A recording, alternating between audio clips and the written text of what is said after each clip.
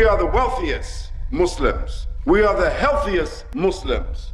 We are the most educated Muslims. We are the most liberated Muslims. But unfortunately, we are the weakest and we are the quietest and we are the most afraid.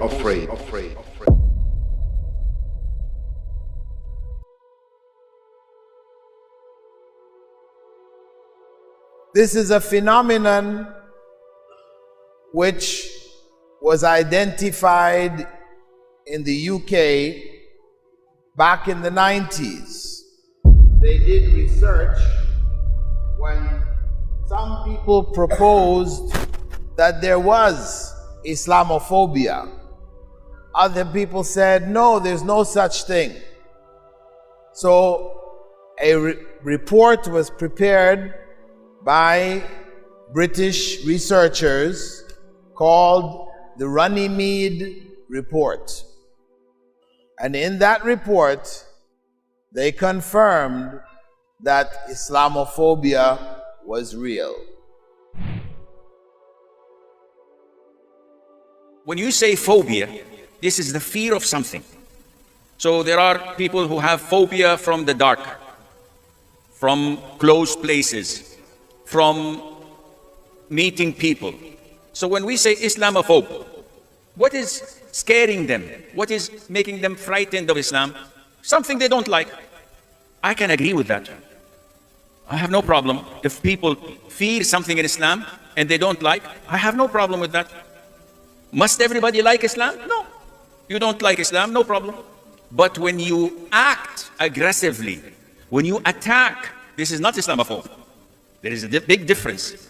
So when someone speaks ill about Muhammad sallallahu alaihi wasallam, when they started to speak ill about the Prophet alaihi salatu wasallam, depicting pictures, Charlie Hebdo in France, in Sweden, in Holland, writing things about the Prophet alaihi salatu wasallam, this is not Islamophobe. This is hatred. This is aggression. That is hatred. That is enmity. That is warfare. We don't want it. The Muslims are being killed more than anything else. Take a look at the millions that have been killed within the last 12 years, 15 years. Who killed them? Go back and check. We, as an ummah, need to begin to revive our intellectual tradition, to think, right? To take notes, to go with benefit, not to come and just sit. These people work hard. They really work hard.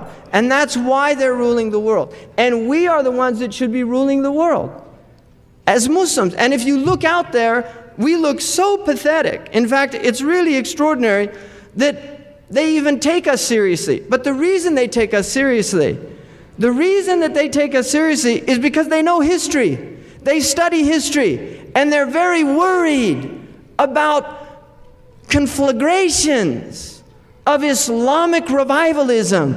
This scares them because they read. We want to understand this, so they examine it. They hire people, they give them grants to do PhDs that end up in Langley in Virginia and other mysterious places that we're not allowed to in this open democratic society to examine what they're talking about, right?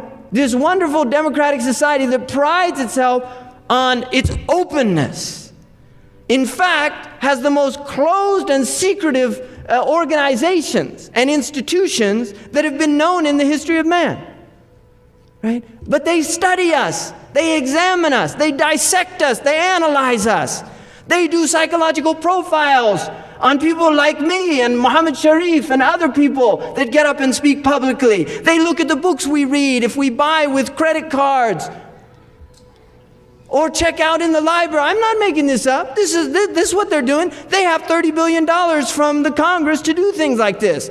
And then we don't even know what they're making on the side with all their cocaine deals. So they have a lot of money. They have money to burn. And they're very serious because they see Islam as a threat.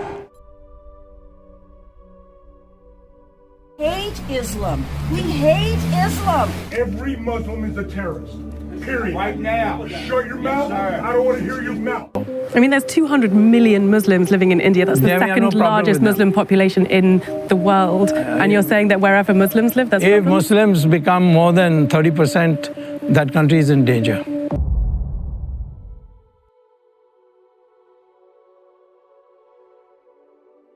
It is an imminent problem. How I came to realize this problem is by looking at the news reports. Media outlets are pumping out hate against Islam and Muslims non-stop. To this day, even after the COVID crisis, it hasn't stopped. It has gone from the fifth gear, it's gone to the first gear.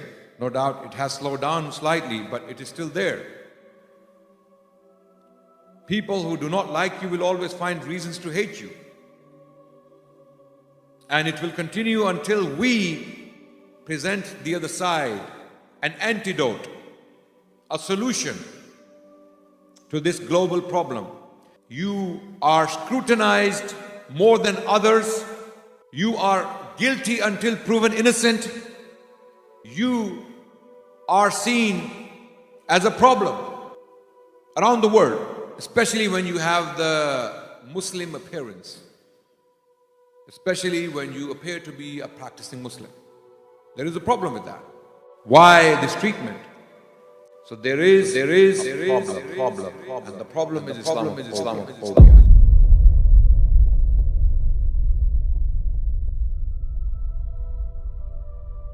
Do you think Islam is at war with the West? I think Islam hates us. There's something there that there's a tremendous hatred there. There's a tremendous hatred. We have to get to the bottom of it. There is an unbelievable hatred of us. We're going to have to figure that out. But there is a tremendous hatred, and we have to be very vigilant. We have to be very careful. Islam is a disease. We need to vaccinate ourselves against that. Dear Muslims, as we speak, it is true to say that the globe is in somewhat of a crisis mode from many angles, not just the COVID crisis. And what particularly concerns us is the rise of the far-right parties and movements across the globe. This is not something we should take lightly.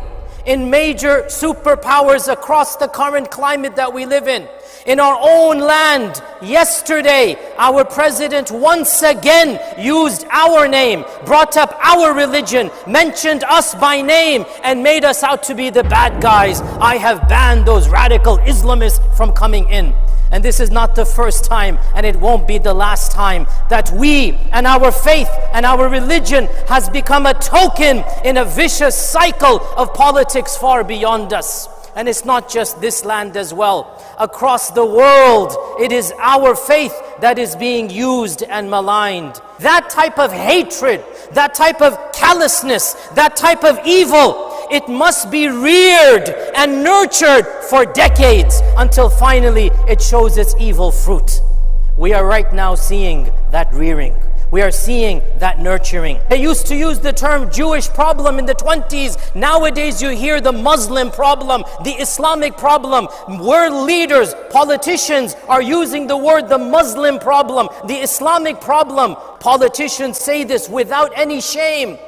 The Muslims want to implement Sharia law. They want to overthrow our constitution. They're not here just to live their lives and worship their God. They're not here just to be pure Americans. No, they are here in order to establish their laws, their system. They don't want peaceful living. They're doing everything they can do to enter the hearts of Muslims, to paralyze them, to frighten them, to quiet them, and to tell the rest of the world, Islam and Muslims, they are filthy, they are devils, they are dirty, they are heathens.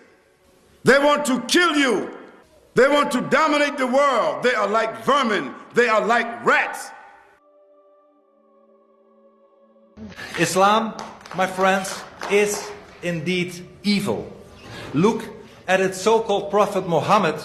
He slaughtered Jewish tribes, he raped a young girl, he gave sex slaves as a gift to his henchmen, and he is still today an example for more than 1 billion Muslims worldwide.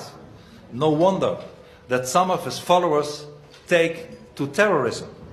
Islam preaches hatred, propagates violence, and is barbaric and violent by nature. It wants all Muslims to submit. It is incompatible with freedom as we know it. And nothing will ever change that. That's why we should de-Islamize our societies in order to stay free nations. No appeasement, no concessions, but vigilance, perseverance and strength against barbarism is the one thing we should do.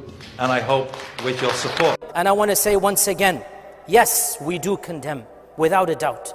No Muslim should fall prey to this type of propaganda. You are walking into exactly what the French want to do. You are walking in and doing exactly what they want to do. But at the same time, I cannot just condemn a lone individual without condemning the entire apparatus that is setting that individual up. This is not an exoneration. This is not an apology. This is not a justification. But this is asymmetric warfare. This is asymmetric warfare. On the one hand, you have a powerful government. You have an entire media apparatus. You have a majority of the population that is inciting, that is provoking, that is making fun of, that is trying to challenge everything that is sacred and holy to a minority. And on the other hand, you are expected as a minority to remain silent and do nothing. And if even one does something, all of us are held accountable. No, wallahi, I cannot criticize the one individual without also criticizing the entire government and the entire apparatus that is declaring war on everything that is sacred to us. We have to criticize both,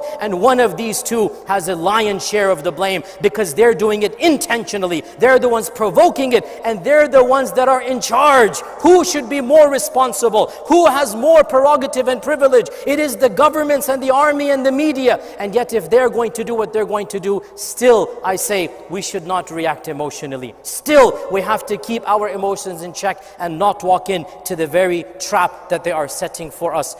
Wallahi, any religion, any system, any sect, any way of life, if any one of these things was attacked like the way Islam is being attacked, wallahi, it would have collapsed ages ago. Yet Islam is still here, it is still standing, it is still flourishing.